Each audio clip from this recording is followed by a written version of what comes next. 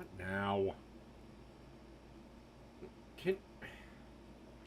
Alright, I don't know why, I don't know how, but the stream got disconnected or something. I don't fucking know. So I'll give everyone a couple of seconds to figure this out, and blah, blah, blah, and blah, blah, blah, and blah, blah, blah, blah, blah.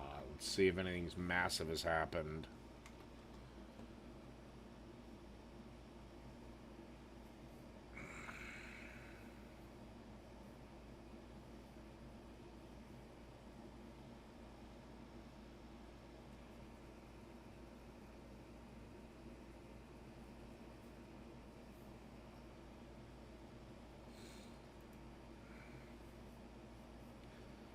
Alright, well, you know what, Iron Gullet? I don't know if I did it. I don't know what happened, but fuck it. I'll throw the boomer on the dingo myself. Alright. Remember that the next time I make that. So, for those of you that are just joining us that may not know, this bitch has Chernobylized her French bread. She is adding this chunky pizza sauce to said Chernobylized French bread, and I am hoping and praying that, well,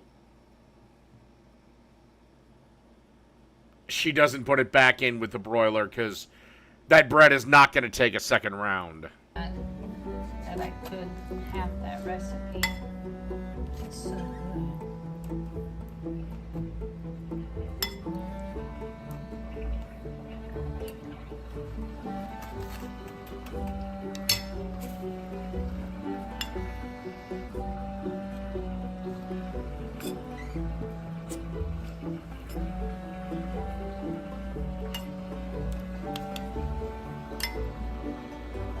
let's spread that out.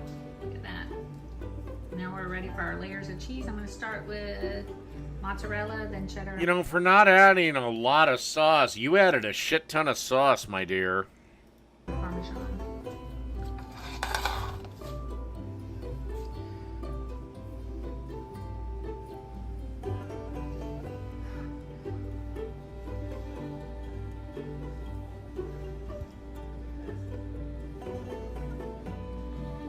Alright, okay, skip a bit, brother. We want to make sure we get our oven turned back on. This time we're going to do it at 450. Oh, thank God. Thank God.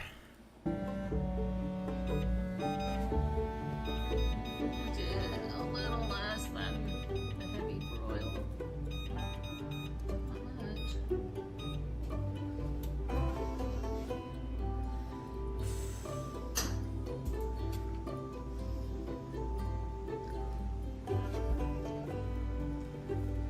Alright. You're goddamn right, it's amazing fucking commentary, Raptor Blue. Lord knows you couldn't do this. Now for some Parmesan.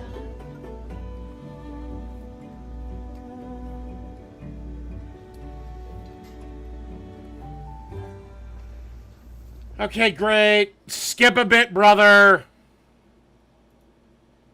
The cheese is melted. We're looking for it to maybe brown a little bit. Another 2-3 minutes. You just want it slightly brown. By the way, if I could give this lady one bit of advice, this is where parchment paper is your friend. Well, brown. This one's not quite as brown. Well, they can't take anymore. The bread's burning. They look good, guys. Here, sizzling. We'll see.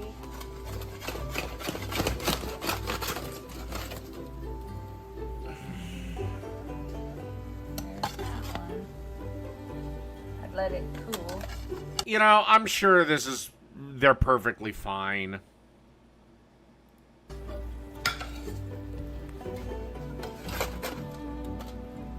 There's another one. I probably would have added some. I probably would have went with the meat lovers route and done, you know, sausage, Canadian bacon, pepperonis. But that's me, and I'm a disgusting pig.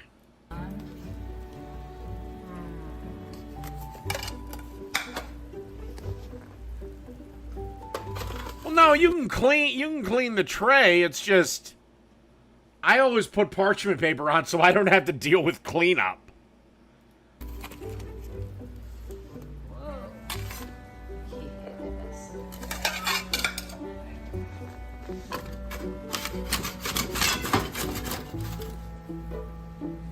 Yeah, I mean, you can clean that. That shit'll clean right up, especially with a scrub daddy. But again, I just choose parchment paper because I get to skip the step. And parchment paper is not 100%. Sometimes I still have to clean the damn thing. Oh, guys, but it looks so very good. I use the kitchen scissors to cut it, and it works perfect. Look at that.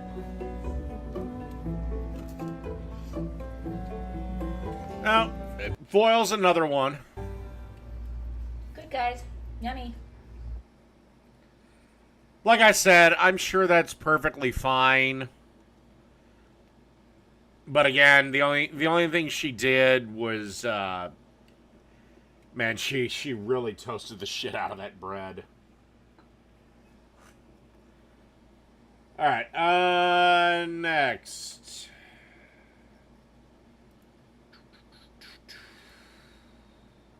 All right, I gotta see this. This has been popping up in my goddamn feed for like 2 days. Cheesy Gordita Crunch from scratch. We're gonna find out just how from scratch this is. Everybody, welcome back to Chud's Barbecue. My name is Bradley Robinson, and today I'm gonna show you how I made this. Beautiful, delicious, crispy, cheesy, beefy, scratch-made, amazing Cheesy Gordita Crunch. I would eat the shit out of that. Coming up.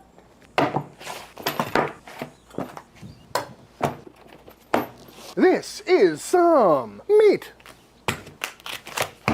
Ooh, pat it dry. And what I got here is a chuck roast, a beautiful looking chuck roast at that. Got some really nice marbling in there, a little bit of a fat cap on there. And this should work out perfectly for what we're doing today. And today we're gonna try and make a cheesy gordita crunch from scratch. And I think I've had a cheesy gordita crunch maybe once or twice in my life. And that's mostly because I rarely go to Taco Bell. You know, maybe once or twice a year I'll find myself there, even though there's one really close to my house. But for some reason their beef just tastes like cigarettes to me, which is not my favorite thing. Yeah, because their beef is only like 50% beef. I don't know what the other half is. Probably cigarettes and smoked cigarettes and raccoon parts.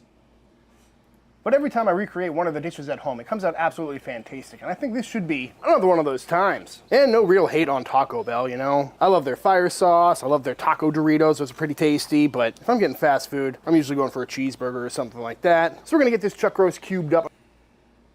I only really like Taco Bell if I'm drunk, to be brutally honest. And since DoorDash went to hell, that's no longer an option. I'm gonna pull out that big piece of silver skin in the middle because that'll be just real chewy. But per usual, we gotta get ourselves some ground beef. Chuck roast works really well for that. If you have some brisket trim, you could do that. Short rib, whatever you got, but want something with some good marbling in it. So first things first, I'm gonna get this cubed up so it gets cold really quick and fits into our meat grinder. And just like that, all cubed up. So now into the freezer this goes to get nice and cold. You don't have to be a VIP to get more than just savings with Geico. Every customer gets 24/7 fast-friendly claim support. Could I get a picture? Yeah, it's not... Iron Gullet. Open up your fat ears. I only want Taco Bell when I'm already drunk. No, I can't drive there. You can't drive a car when you're drunk. like you run into animal I can do it in a video game, but I can't do it in real life. celebrities every day. Stop! It's just a pug! Done! Get more than just savings. Get more with Geico. And DoorDash went to hell. They started to have, I don't know what the fuck happened, but they started picking up so many orders that your food comes, and most of the time it's cold. And cold Taco Bell is disgusting.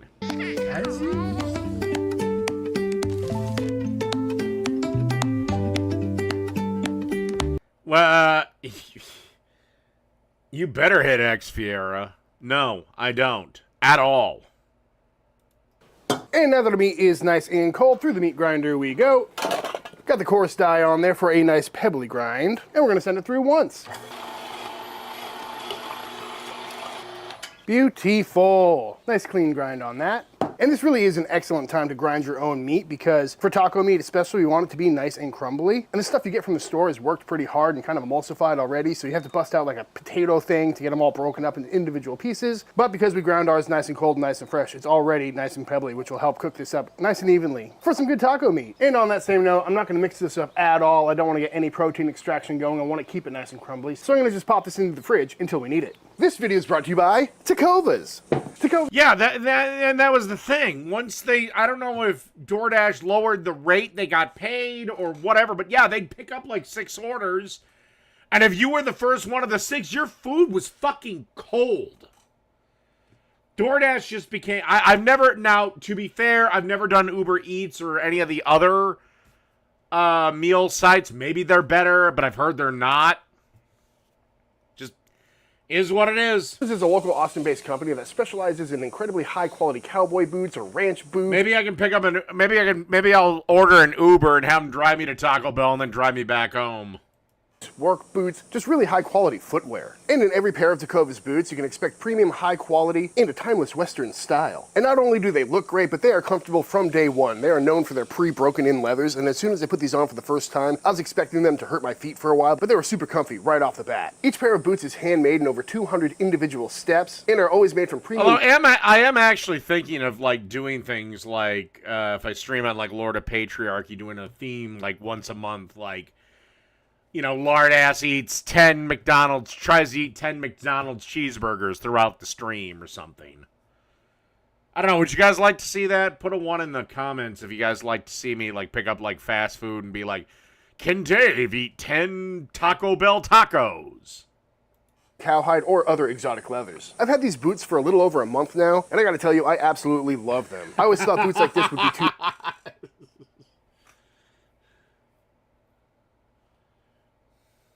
heavy or clunky for me, but these are super comfortable and definitely the most stylish Well, then you guys will get footage of me puking everywhere. Pair of footwear that I have in my collection. I mean, and I know these are technically... You guys, you try in vain, but you try to humiliate me. You try in absolute fucking vain to do it, but... I mean, I know the risks, and I don't really eat fast food. Yeah, I know, I'm the size of fucking Jabba the Hutt, but I don't eat fast food. Work boots, but I don't work on a ranch. See, these are mostly my let's go out to a fancy dinner pair of shoes. And I love these boots so much that I went back to the store here in Austin and I... Well, now Fiera told me not to do it, so now I'm definitely gonna do it. I do this shit tomorrow. Picked up a pair of these, which are a little more appropriate for the summertime, especially if you're wearing shorts. And again, they are super comfy and very stylish. And I really can't say enough about the quality and the comfort of these shoes. Also, if you have a Tecovas store in your area, I highly recommend stopping in. It's an awesome place. Everyone is super friendly and knowledgeable. They offer complimentary beverages when you get in there, free boot shines, and complimentary branding or stamping if you want to personalize your boots. And I can confirm, there are no snakes in my boot. So if you want to get your new favorite pair of boots, click my link in the description box of this video or scan the QR code on screen now to check out Tecovas. Again, link in the description or QR code on screen now to check out Tecovas for some absolutely fantastic boots. Thank you, Tecovas. Next up, let's bust out some flour tortillas. Son of a bitch, he is gonna do it from scratch. That'd have been the only thing I bought from the store, the goddamn tortillas. Starting by going into the food processor with some bread flour, some kosher salt, and some baking powder. So yes, before you fuckers ask, he's a better man than me. That all mixed up. And at Taco Bell for the Gordita Crunch, they call it a flatbread, not a tortilla for the outer shell. And as far as I know, the only difference between a flatbread and a tortilla is a little bit of yeast. So we'll go in with that too. Just a little bit. And we'll get that mixed in as well. Why would a flatbread not have yeast, but a tortilla does? Ah, fuck it. And once everything has been mixed up nicely, we'll go in with some Wagyu beef tallow, because why not? And now we'll get... Where the fuck did you get Wagyu beef tallow? What are you what is your dad, the devil? Get that cut into the flour. And once that's starting to look a little bit sandy... Are you having an affair with the devil? We'll go in with some warm water. And very quickly, a dough will come together, and we'll let that knead for a minute or so. And once everything is looking nice and smooth and pulling away from the sides of the bowl, out Maybe I'll try to make dough in my Cuisinart. the dough comes. A toasty Thomas's brekkie. Oh. Thanks, Tom. Huzzah! Some people just know they could save hundreds on car insurance by checking Allstate first. Is that your car? Yeah. Like you know to check your sunroof is closed first, before going through the car wash. Actually, I had a friend this happened to. So check Allstate first and save when you click or call. Boop, give that a few more kneads until we've got a lovely dough ball. And now we're going to portion this out into some 50-gram dough balls, which I'm hoping is the right size, but I guess we will have to find out. Get a kitchen scale. They don't cost that much. They're an invaluable tool. Then we're going to grab our little tortilla dough ball here and form all the seams to the underside for a nice smooth ball. Pinch it shut and give it a little roly-poly for a perfect little ball. And now we repeat. And just like that, all balled out. So now I'm going to cover these in plastic wrap and let them rest for the next 30 minutes to an hour or whenever I'm ready to cook them. Spices for our taco meat include some kosher salt, some black pepper, some ancho chili powder, paprika, granulated garlic, granulated onion. If you can't get ancho chili powder, chipotle powder is another substitute, and if you can't get that, cayenne pepper. Some crushed red pepper, some dry oregano, But honestly, you can order ancho chili powder off of Amazon, so just do that. and some cumin. And get that all nice and mixed up. Up next, let's knock out a quick and simple spicy ranch. Start, I'm going in with 1 cup of mayonnaise, but I don't have enough mayonnaise, so I'm going to substitute with a little bit of Mexican crema. Okay, Mexican Beautiful. sour And cream. in we go. Suppose I could have just made my own mayonnaise, but this should add some more flavor. Followed by 1 cup of Okay, yes, you could have made your own mayonnaise. The problem with making your own mayonnaise is that it goes bad after 2 days. Because there's a raw egg in there. So if you want this to last for more than 48 hours, you have to go with store-bought mayonnaise.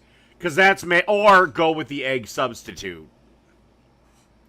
some buttermilk. And I really have to pee, and unfortunately, I don't have the lesbians. I'll be right back.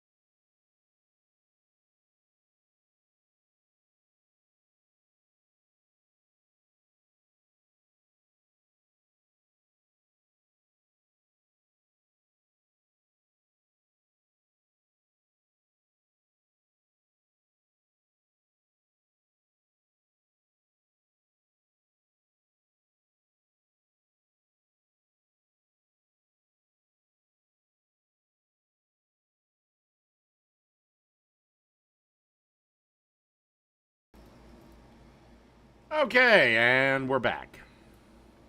And for best results, use the whole fat buttermilk. And to cheat the system a little bit and get a really good tasting ranch, we're gonna bust out some of this Hidden Valley restaurant style ranch mix and get that in there. And because it's a spicy ranch, we'll go in with a shot of some hot sauce, as well as a healthy pinch of some cayenne, and get that all mixed up. And just like that, our beautiful spicy ranch is done. And this will taste a lot. By the way, another thing I would say in the kitchen, get yourself some deli containers like these.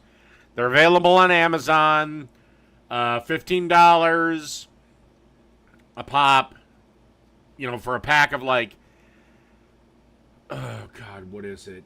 It's like 50 of these and 25 of the 32 ounce.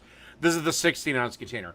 These things are a motherfucking lifesaver in the kitchen. A lot better in like an hour or so after sitting in the fridge. Thicken up a bit too.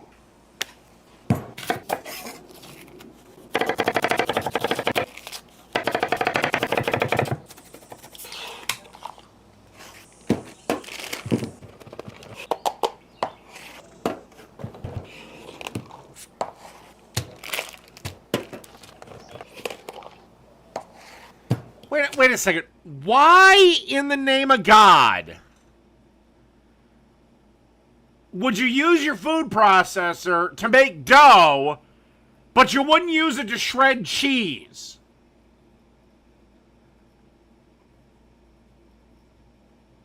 Okay.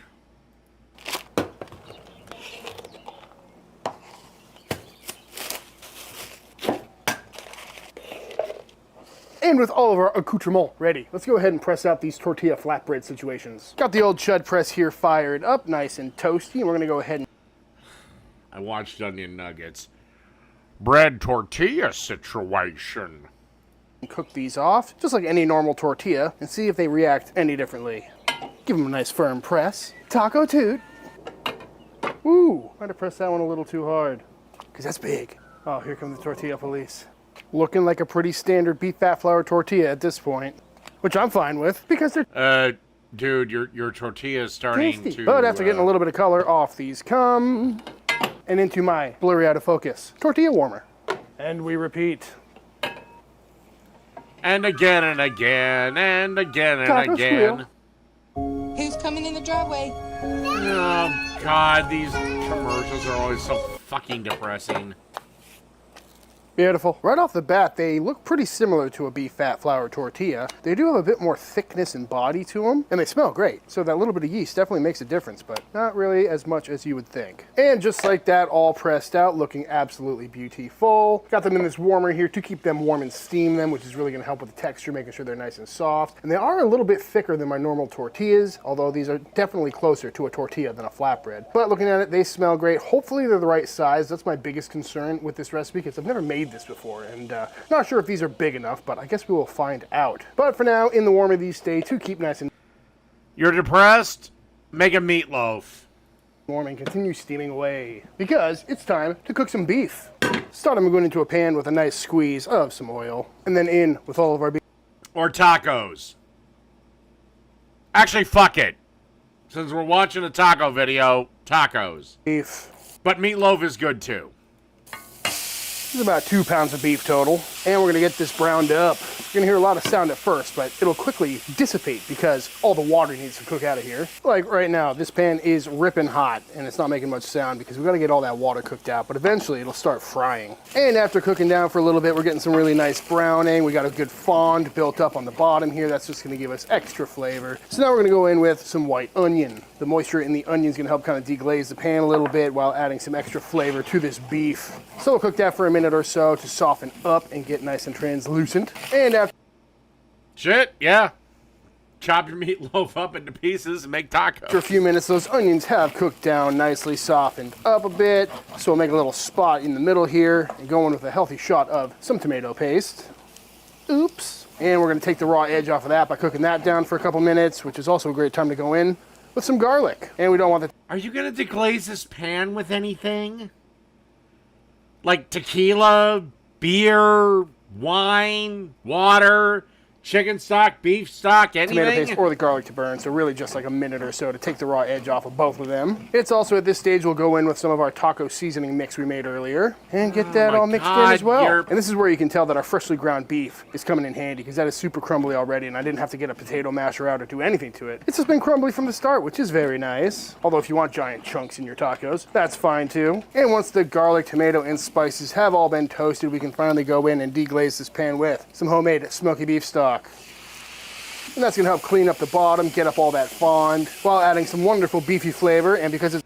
I'd love to know where in the fuck this heat source is coming from. The homemade stock, there's a lot of gelatin in there, so as this reduces, it'll kind of concentrate into a demi-gloss, adding some really intense beefy flavors, and turning this from a crumbly mess into a nice taco filling. And at this point, this is looking a little bit too soupy, so we're gonna pop a lid on this and simmer this on low for the next 30 minutes or so. And what's gonna happen is that stock is gonna reduce a little bit, but in the meantime, we're gonna kind of braise all this beef, which is gonna make it extra tender and even more flavorful. So we'll check back in on this in a little bit.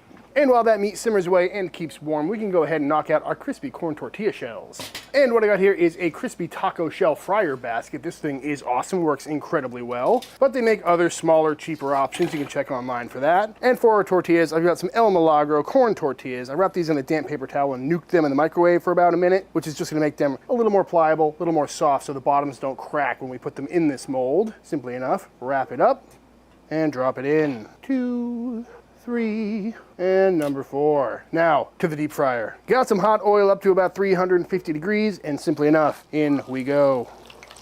Doesn't take long. And after about a minute or so, dump out all the oil, and these are ready to come out. Super quick and easy. And now we can take out the little molds and pop out some beautiful, freshly made fried corn tortillas, or corn tortilla shells, I should say. Looking very nice, no splitting, no cracking, holding its shape perfectly. Gotta love that. So now I'm gonna repeat this a few times, because luckily, these stay crispy for a good few days. Makes for great leftovers. I love making tacos, especially crispy shell tacos. They're just so tasty. Perfect little weeknight dinner. And fun for the whole family. And with all of our components ready, I think it's time to finally assemble a cheesy gordita crunch. So, with one of these tortillas, I'm gonna toast it off one more time to get nice and toasty. Add a little more color. And once nice and toasty, down we go. We're gonna hit this with a mixture of our 3 cheeses, including some cheddar, some pepper jack, and some mozzarella. Nice, healthy coating, folks. This is the cheesy part of the gordita crunch. And because that hot tortilla isn't quite enough heat to melt this cheese, bust out the old Chud's barbecue blowtorch. And once nice and bubbly and ooey gooey, down we go with one of our crispy tortilla shells. Ooh, yeah.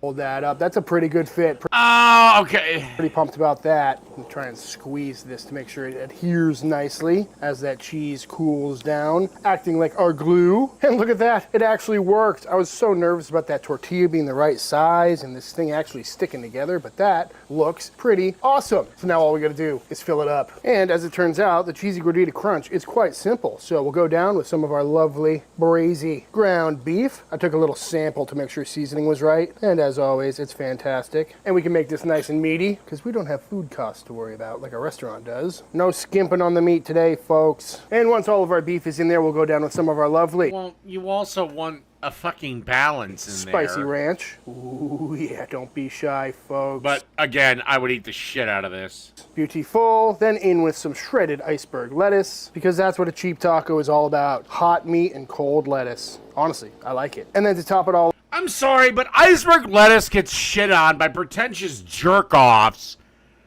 that think, oh, it's iceberg. Yeah, iceberg is fucking delicious. Off some finely shredded cheddar cheese. Ooh, yeah, that's starting to look real nice. And there you have it, folks, my version of the cheesy gordita crunch. I'm sorry, but the only lettuce for tacos is iceberg. The only lettuce for burgers, I'll take that back. 90% of burgers is iceberg.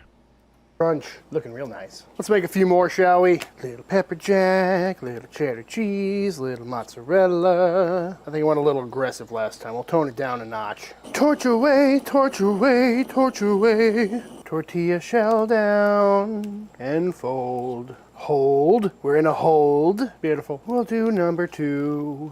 Oops, this is so much easier than I was anticipating it being, which is great. In with some beef. Down with some of our spicy ranch. Nothing like ranch on a taco. Shred lead. Yeah, if I was making a salad, it probably wouldn't be my first choice. Well, no, take that back. If I was making a wedge salad, that would be my first choice.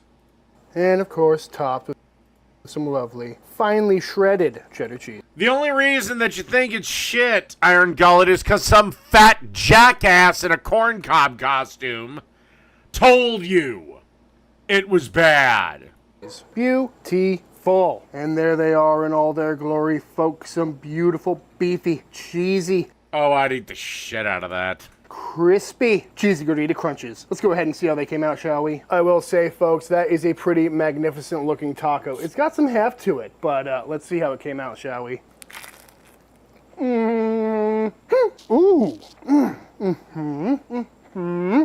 That is absolutely fantastic. It's so beefy. It's so cheesy. It's actually got a bit of kick to it, too, from that ranch. I didn't expect to be able to pick that up. And we got a dripper. That's how you know it's good. How is this guy not being eaten alive by mosquitoes? Oh, extra beefy, too. I mean, you got the homemade flour tortillas. I probably should have... I mean, does him and his whole neighborhood just bomb the shit out of the backyards? Made the corn tortillas from scratch, too, but I struggle with that. If you haven't seen those videos in the past, you can go check them out. But all in all, that is a fantastic bite. I'm going to need to make like 5 more of these. Like I said, I'd eat the shit out of that. All right. Let's bring it home, because this stream has gone on nearly as long as the last stream. No.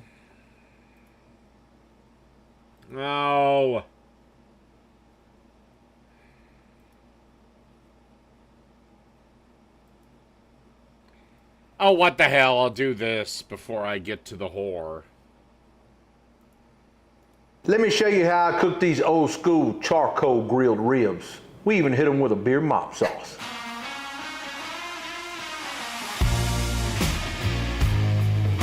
Put these ribs directly over the charcoal to get some char on them and some grill marks, and move them and baste them. I don't want to be mean. I don't mean to shame anyone's appearance, but am I getting some inbreeding here? Am I the only fucking one? While I'm basting them, I don't want all of that stuff going into my grill, caramelizing, and getting really, really dirty. You can choose to line your grill in foil if you want. I'm just gonna cram a... Oh, trust me to choose. I will not leave before I get to that fucking sandwich thought. half pan in there or full pan like I did now, and let her go. Now, let's get some charcoal fired up. Well, at least he's not like some people that try to use lump charcoal for the indirect method. All right, to get started on our charcoal grilled ribs, we've already trimmed them. The membranes is already off the back. Now these are just 2 smaller slabs of baby back ribs. We've got our grill fired up with some Royal Oak supersized briquette charcoal. I'm not gonna use a binder today, so let's get some rub on here. I'm going down with some garlic jalapeno rub as a base coat. Go ahead and season both sides. Where can I buy this fucking rub? You've got a favorite all-purpose rub, be sure to use it. Now I'm coming back with my sweet barbecue rub. This is the one that started it all for me. It's the first rub that we ever created, and it's honestly won us a ton of money. More than I can count. Great on popcorn, Bloody Marys, sausage and cheese platters. It shouldn't be called sweet rub, it should be called my original, because it's actually got a little bit of back-end heat to it. But it is a really, really good rub. What if I told you this? Can I purchase this at Walmart, your website, Target, the same place that your mother whores herself out on Saturday night? Dish was actually healthy. Let's be real. Factor's menu is way healthier than the Oh God, no, it's not. It's pre-cooked, pre-processed bullshit. Their chef's crap. Any meal that you cook in the microwave is not fucking healthy. I done seasoned the top side, didn't even season the bottom yet. Whip.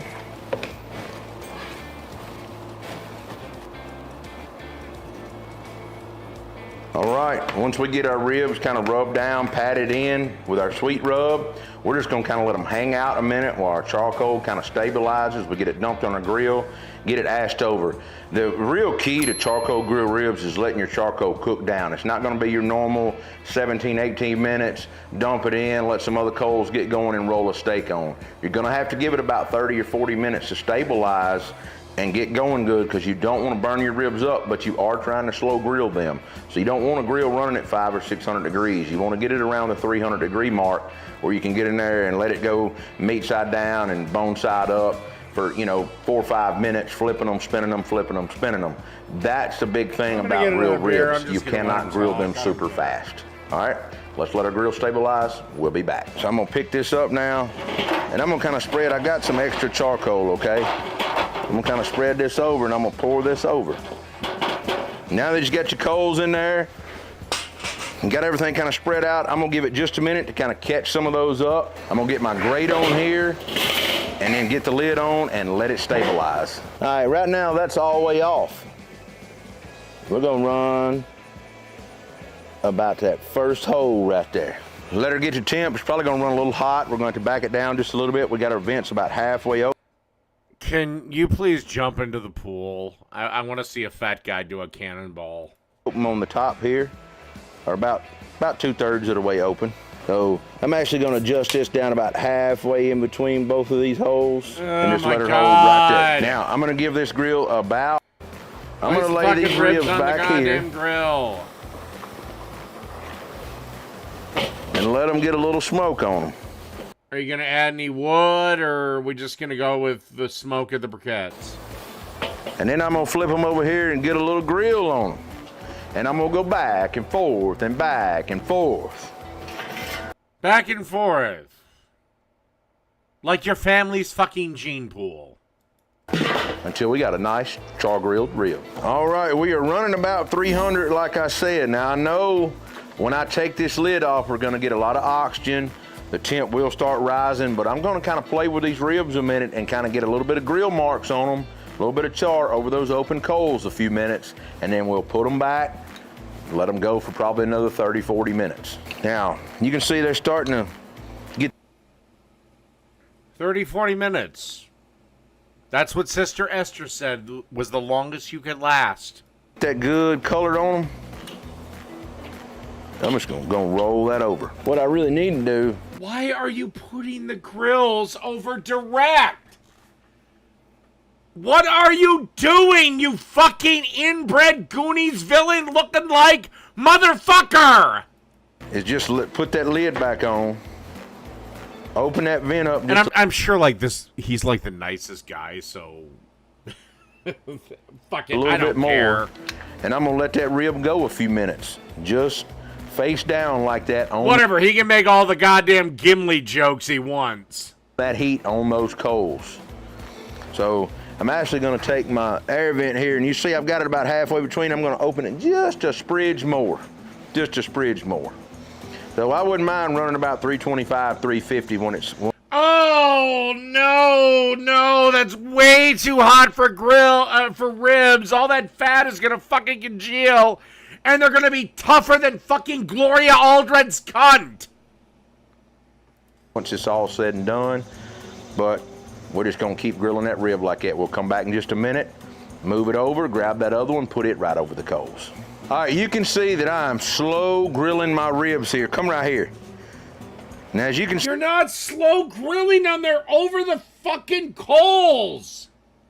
See, look at that bubble right there on that rib.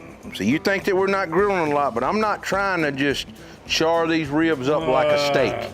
I want a subtle, low coal. That's what I want. That's what I wanted all that charcoal to ash over before I even started.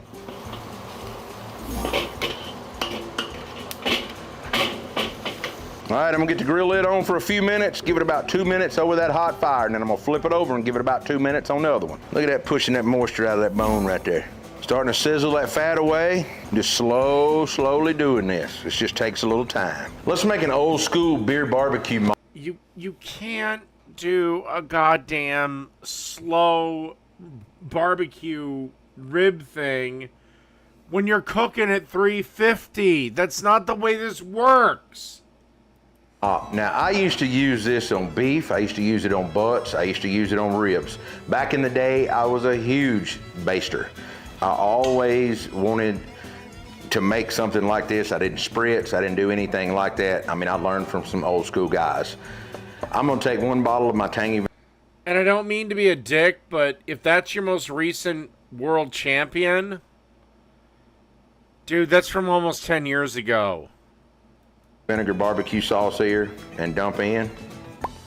Now watch, if he sees this, he's going to make a video to me personally, and he's going to be like, this is what I won this year. The reason I'm And yes, before anyone fucking says it, I haven't won shit in competitive barbecue. just not starting with straight vinegar and oil and all that. My barbecue sauce has all that in it. This is a basic sauce. It's got some ingredients and things in it. It's not going to burn the meat or anything like that. What is it with Southerners and Miller Lite? Miller Lite is disgusting. I'm going in with one Drink Budweiser. 12-ounce beer. You can use whatever beer of your choice, whatever you like. Now, I'm going to come back with about a half Even though I think Miller and Budweiser are the same fucking company. of a container of apple cider vinegar. Now, when it comes to Have you ever heard the phrase, any cook, any day, anything can happen? cayenne pepper, in this beer mop, I'm gonna go a little bit hotter. I'm gonna go a full tablespoon in here. So 2 half ones here. 1 full tablespoon. It's gonna have a little bit of heat to this one. No big deal. Now, as far as our sweet barbecue rub goes, I'm gonna do the same thing, except I'm gonna do a half a cup of this. So where I done a 1/4 cup on my other mop, I'm doing a half.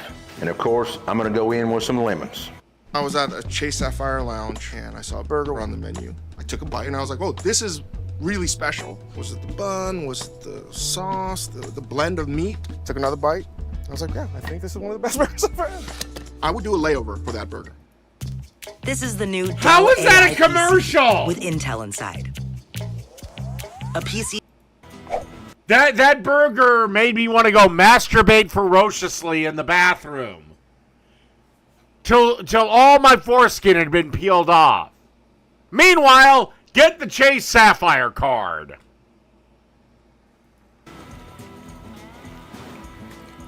Now, let's get it stirred up. Ooh, y'all. This one's done come together nice.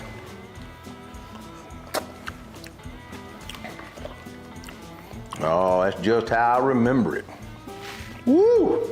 That's what I'm talking about. The acidity pop from the lemons and that red pepper and that tangy vinegar barbecue sauce is just something about it. It's about got me wanting to cook a whole hog, I can tell you. See how it's starting to turn that color right there? Yeah. All right. His ribs don't look terrible. That's what I'm looking for. I'm just gonna give it a little bit of mop with that beer mop. I'm gonna go ahead while I'm back here on this one, give that a little bit too.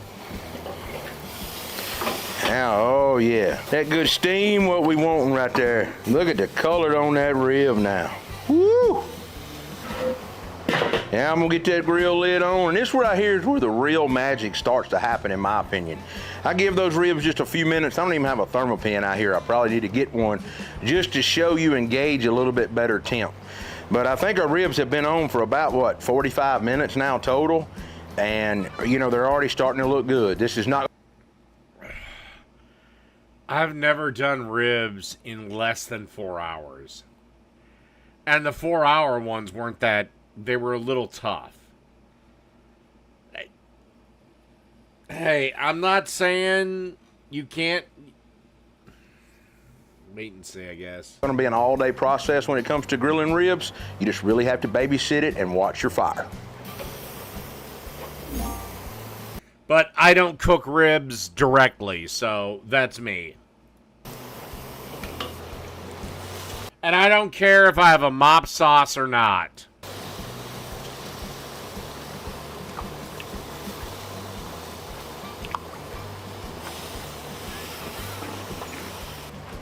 I've kind of grilled them about 30 minutes.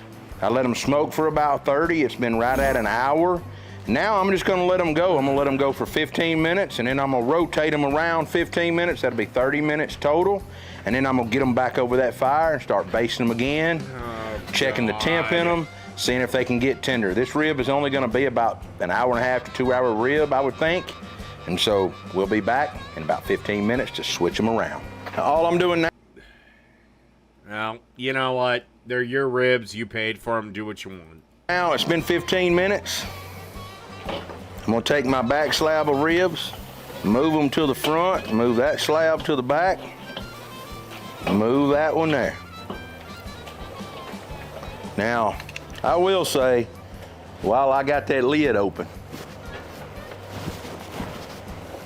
Let's find this beer mop.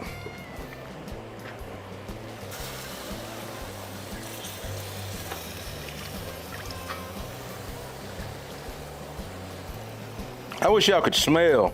You can smell the beer in this. I know you're not gonna be able to taste it, but it's just so old school. It's such a unique thing. I used to sit around with a bunch of older gentlemen, and man, they would make this up. And they use this a lot of times on chicken, but they always added hot sauce in it too, and more oil when you do chicken. It was just something that... Why do I keep thinking of Boogie when I'm looking at this guy? Like, if Boogie ever ran a barbecue channel, if he knew what the fuck he was doing with that. A lot of people has done, and I'll show y'all that chicken recipe a little bit later on. It's a little bit different than this. I'll show it to you later on. Ooh, these ribs is looking good. Now I'm gonna baste them and then get them over some coals.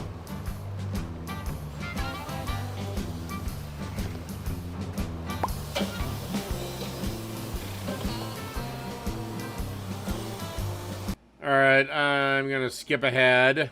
Minutes. All right, it's been another 30 minutes. Woo. All right. Scott 1000 lasts 2 times long. Now I'm gonna let these just hang out over the coal about 15 minutes.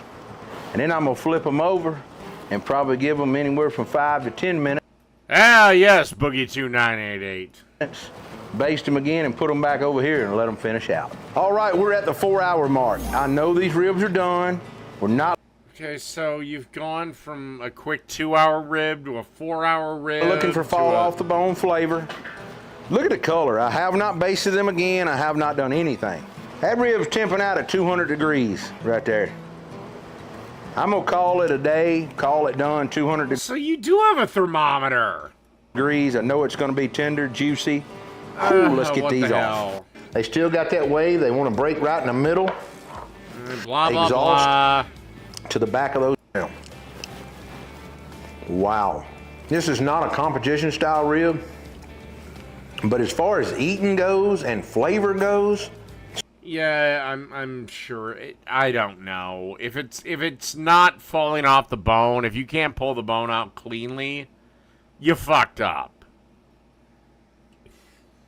All right, let's get to the whore of Flavor Town. This bitch. BLT with a basil aioli. Hungry? Want me to make you a sandwich? Actually, there's something else you could do for me, but it doesn't involve you making me a sandwich. Great! You cook your bacon like you run your sex life.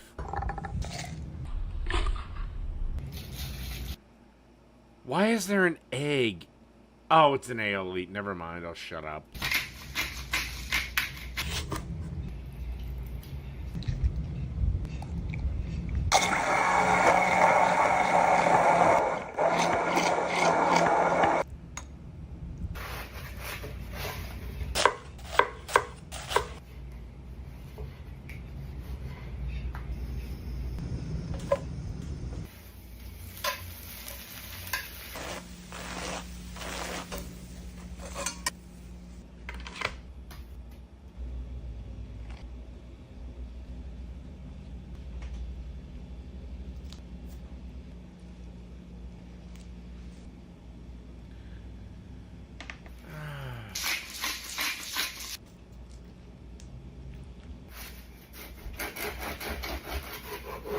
Make sure to watch her OnlyFans content where, yes, she does in fact suck dick. Perfect. Here you go. Great. Thank you, porn star. And then we have this. Are you hungry? Want us to make you a sandwich? No, I'd rather you two violate each other with a wine bottle, which is what I'm pretty sure happened on another site, but, you know, you guys do you.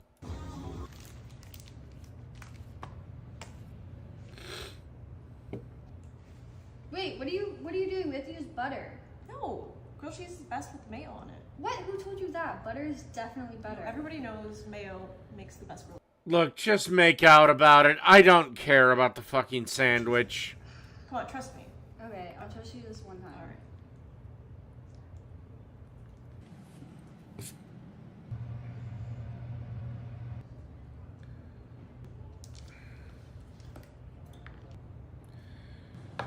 Okay, you cut the... whatever, fuck it. Ah, fuck. Are you hungry? Want to...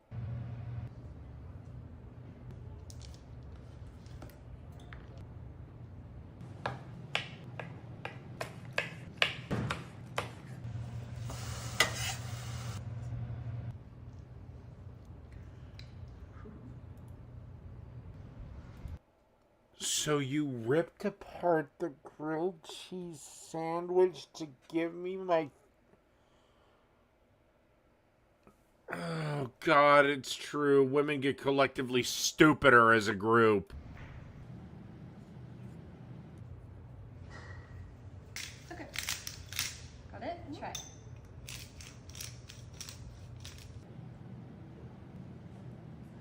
Again, just go with making out and violating each other with wine bottles. Perfect. Here you go. Well, I'm dead inside, Horatio. Oh, what the hell? I'm 9 minutes away. I might as well do this from Nick's kitchen. Bring this up to 2 hours. Everyone should make lasagna at least one time in their life. And if you do, I guarantee it will be the best lasagna you ever taste. Well, I made lasagna more than once in my life, and mine was awesome. As if lasagna wasn't already difficult enough, I'm going to start by making my pasta sheet. Oh, God! The next person that I fucking goddamn hear, oh, why didn't you make your own pasta, is going to get a fucking cocaine-fueled rabid rat released right on their ball sack. Sheets from scratch as well. To my flour, I'll add my eggs, then I'll whisk my eggs with a fork until they're fully combined. Once the eggs are fully combined, I'll start pulling in my flour from the outside of the well. But just remember, you don't have to make your pasta fresh for lasagna. I tend to make mine fresh because... Fuck, I gotta piss. I'll be right back.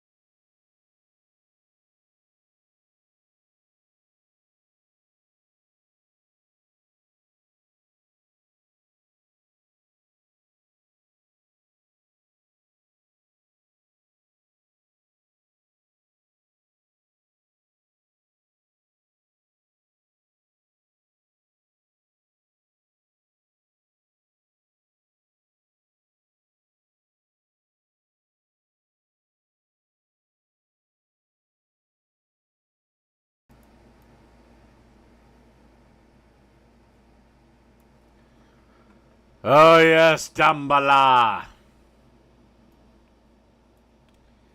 Anyway, let's get back to lasagna.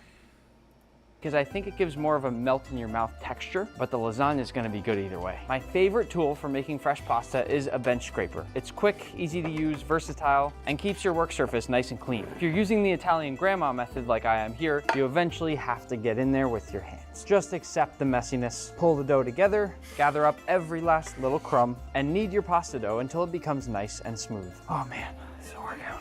I'm sweating. After a quick rest at room temperature, I'll cut it into 4 portions and then prepare it for the pasta sheeter by quickly rolling it out. Now I'll flour up my machine and my sheet of pasta and roll. I'll roll all our pasta out into nice long sheets. And there's gonna be a contingent of assholes that'll say, fucking, why didn't you do the hand one?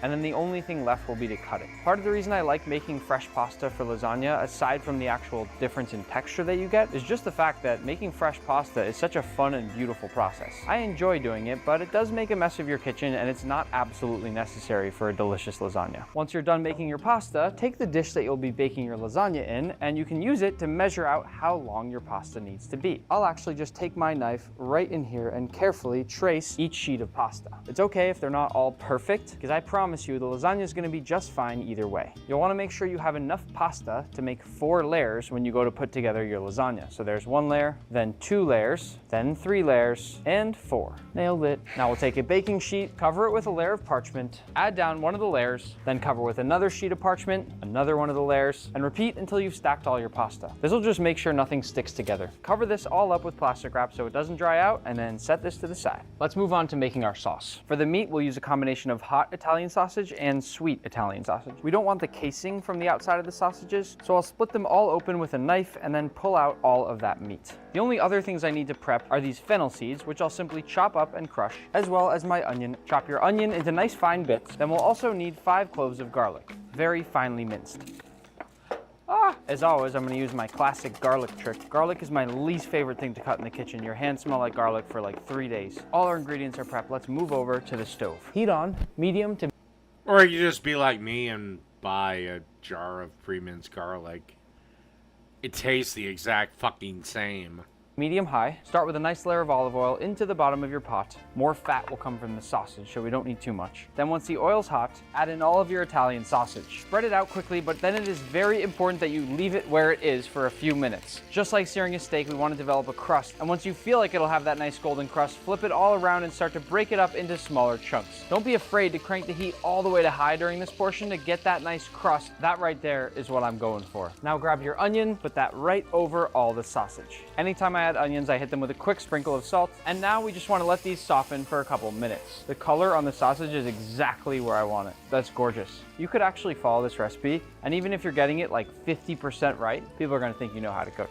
I think. Once your onion has softened, go ahead and add the garlic, a few red pepper flakes, then some fresh cracked black pepper, and our crushed fennel. Now let this go for a couple minutes, continuing to break up your meat as you stir. If you think about it, you don't want these big clumps in your lasagna. You want it to be nice and fine. A whole lasagna should sort of melt all together. I'm not making a hamburger. DEI is not no discrimination in hiring. DEI is hire anyone but whitey. And really make sure to get in there and scrape all those crispy bits off the bottom of your pot, because we all know that's where the real flavor is. Now don't look at me crazy when I say this, but we are now going to put an entire tube of tomato paste into our sauce. Tomato is packed with tons and tons of that umami flavor, so adding all this tomato paste to your lasagna will just give it that much more flavor. We want to toast off all of that tomato paste. Similar to making brown butter, this is an important step that develops flavor. Once that tomato paste... Or you could get the small can of tomato paste and just scoop it out with a spoon and save yourself like $3. Paste turns it... Again, I'm not cheap, but I also don't just waste money. Deep red, almost lighter brown. We'll add in some whole tomatoes, which I am then going to stand back from as I crush, because otherwise you will get hit right in the face with tomato juice. Once we add that liquid, do another scrape of the bottom of the pot. Any water or liquid is always going to help to knock all those crispy bits loose. As a final step, I'll throw in a bunch of basil leaves, which will add all of their amazing flavor as this continues to cook, and we'll let this cook uncovered for about an hour while we prep the rest of our lasagna ingredients. While our sauce cooks, there's only 2 I don't get political on this channel, so... more things we need to do. Usually. The first being making our ricotta filling. Some people just use normal ricotta, they don't do anything to it, but it's lots better if you just add a few small things to it. The first being a bit of Parmesan cheese, that also gives you some salt content, then a few cloves of garlic, which I am literally just gonna microplane right into the bowl, then some fresh cracked black pepper, a nice pinch of salt. Depending on the day, I even sometimes add a little bit of fresh nutmeg, but before we add our last ingredient, the eggs, I'm gonna stir it up now so I can taste it without the raw egg in there.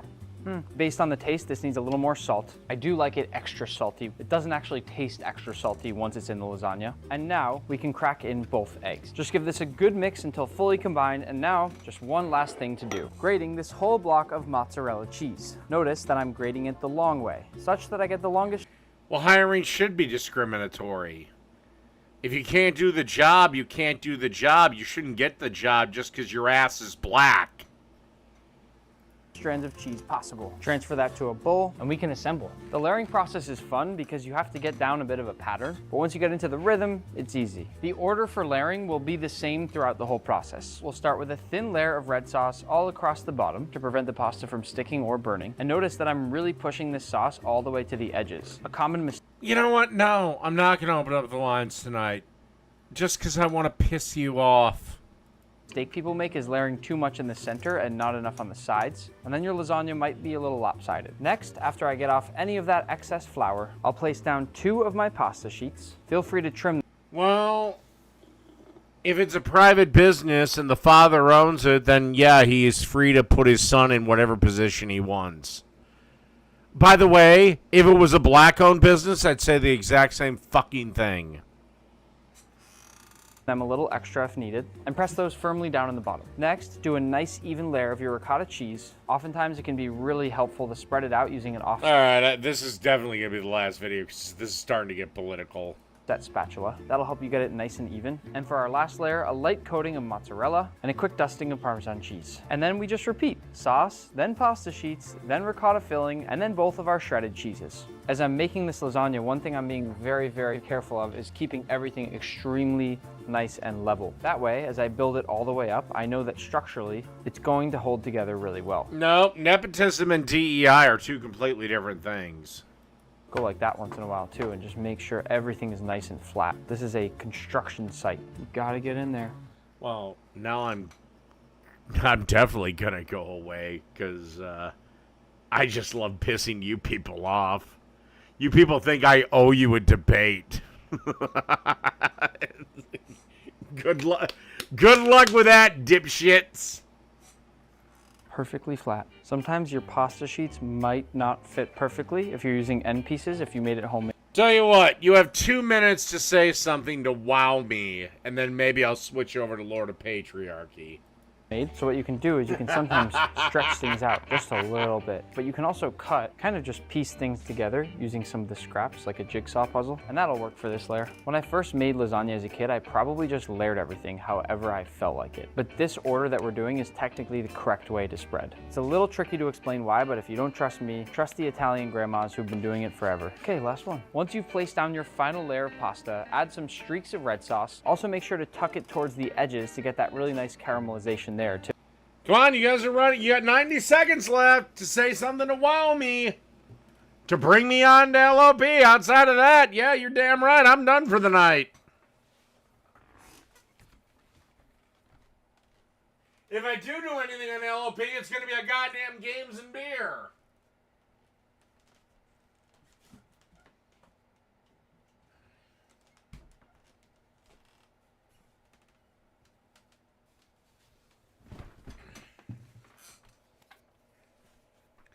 Say something interesting. Maybe I'll entertain it. On the top of a lasagna, I do think that the messier it looks, the better it tends to turn out in flavor. Notice how I'm not being that careful anymore. This is all going to melt together. Oh, a fun space. Well, what is that? You're going to have to reveal it before I decide to accept it or not. However it wants anyways. So I kind of like the top of my lasagna to look like a modern painting before it goes into the oven. And then cover all that with a thick layer of mozzarella. I saved about half of all my mozzarella just to put on the top. I'm even happy having some of it drape over the edges of the pan like this. And last, a good... Why I think it's okay to beat women and kids. I don't. Except I may joke about it. Try again. Good coating of Parmesan You're cheese. running out of time. You're running out of time. You got less than a minute. Especially all along the edges, so it gets nice and crispy. Get a sheet tray, put your lasagna over the sheet tray. Things are gonna spill and goop over the side. And finally, into the oven.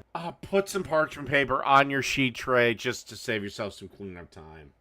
Just looking in the oven, the reason I can tell this is gonna be a good lasagna is because of all those layers. Every layer is packed with flavor, and as it bakes, you'll slowly see all those layers mixed together. And when it's finally golden brown on the top, we can pull it out. I never put on oven mitts. When I put these on and I look like a lobster, I'm not messing around. Seriously, no, I'm not joking about this. That's very exciting. Listen to the bubbles.